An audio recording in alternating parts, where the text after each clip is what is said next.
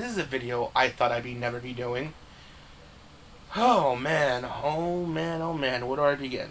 Well, let me start with how I became a fan of D&D. Back in 2020, during the height of the pandemic, which 2020, God, it was a horrible year for everyone. Jesus.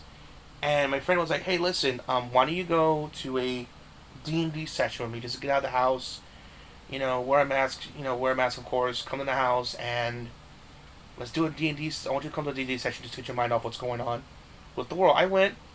I didn't understand what was going on at the time, but I found it to be interesting. I thought it was very interesting, and they said, hey, listen, if you want to see if it's for you, why don't you go check out this online show called Critical Role? A bunch of voice actors playing D&D on there. I said, sure. Who's on there? You mentioned Laura Bailey, Liam O'Brien, and Sam Riegel. All people that I knew from both anime and video games. And I was like, they play D&D? Like, yeah, check it out. It's on every Thursday. So, I checked it out.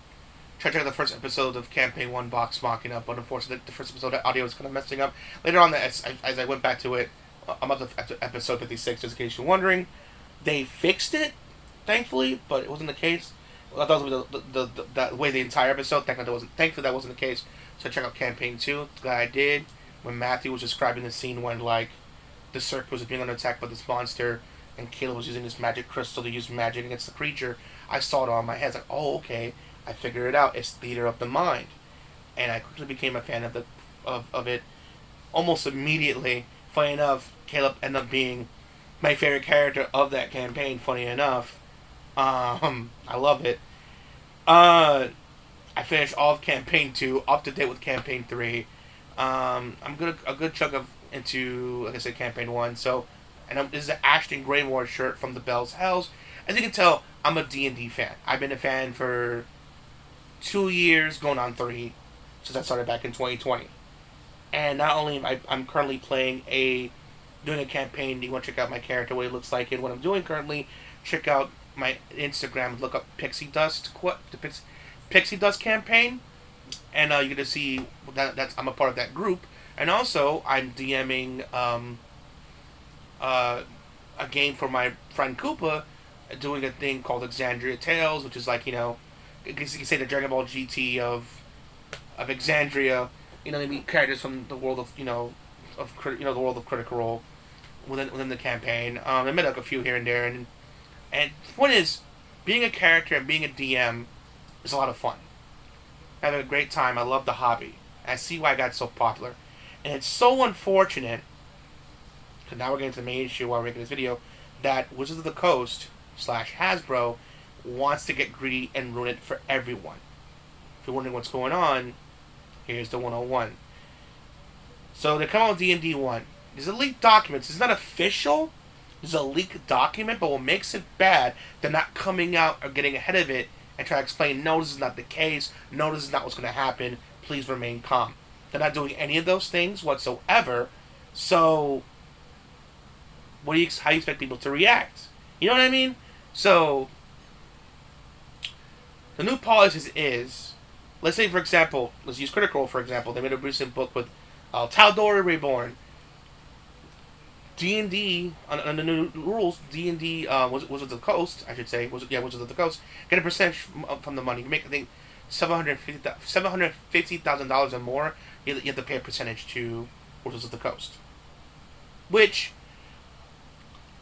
I think that's messed up, because in the fact that, you're making money through dice, miniatures, D&D Beyond subscription services, the movie is going to come out, plus, cups and blankets and pillows. I mean, you have so many different avenues to make money. Do you really need to skim money off of third-party people from third parties who make money off of? Do you really have to skim from them? You know what I mean? You make enough money as it is. Why you gotta take money from the little guys? And the one that really grinded my gears and made me want to do this video was the fact that Tal'Dorei Reborn book I just mentioned, that's D&D Beyond now. They own that now. That's just theirs.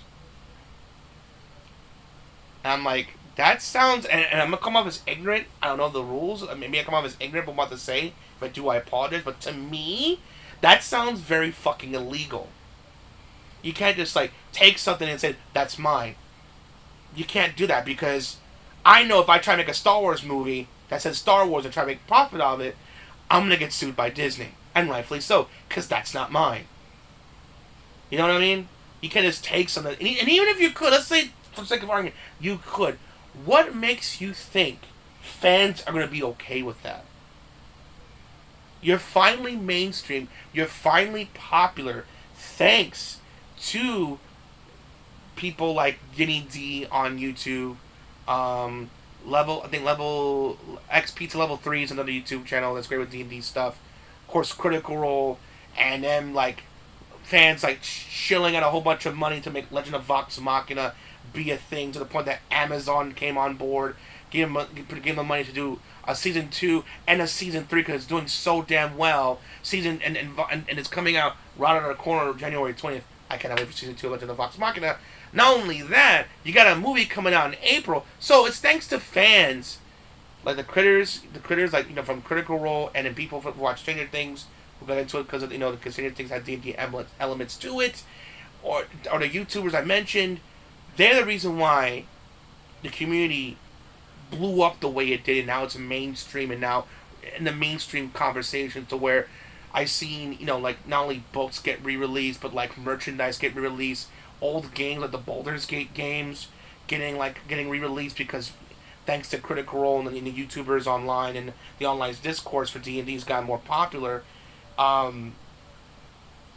It's getting to the point where now it's becoming mainstream, and even actors like actors like and directors are into D&D. Like for example, the Russo brothers, the one that directed Avengers: Infinity War and Endgame, are D&D players. Funny enough, they play D&D. So, amongst many other famous people. So it's insane to me. Vin Diesel, another one that plays D&D. Give me another example. So it's crazy to me how you're finally mainstream. You're finally getting that love and attention you deserve, and you want to be greedy by taking money away from small creators and just owning their products. And you thinking that's okay. And again, this is not official. Like I said before, this is something that was a leaked document. But still, you're not getting ahead of it. You're not saying, hey, this is not going to be the case. Calm down. Everyone's overreacting. Nothing. Nada. Zilch. You're not saying anything. Either they're doing one of two things. Either A, they're just hoping that with them not saying anything, that maybe with the news cycle constantly changing and being ever so, changing and always evolving, they're hoping that maybe that people will forget and not, talk about it anymore and just implement it quietly. Or B, they're trying to come up with a document or a statement to like cushion the blow as best as possible. And to like, hey, it's okay to do this. It's not really that bad. Either one is bad. Either one is bad. You should abandon this shit immediately. It's not a good idea. And I've seen trending online people canceling their D&D Beyond subscriptions. I even thought about getting a subscription to D&D Beyond to make more characters and do DM stuff. So now I'm doing it. Now I'm being a DM. But since you want to be greedy, I'm not going to do that. Hell, I'm not even use D&D Beyond anymore because of the bullshit that you're doing. This is beyond ridiculous, which is the coast / Hasbro. What are you thinking? You're finally mainstream. You're finally getting the attention that you deserve because it's a great tabletop game, tabletop RPG, and you're ruining it. For what? For a little couple of extra dollars? Why piss off the people that build you for what you are?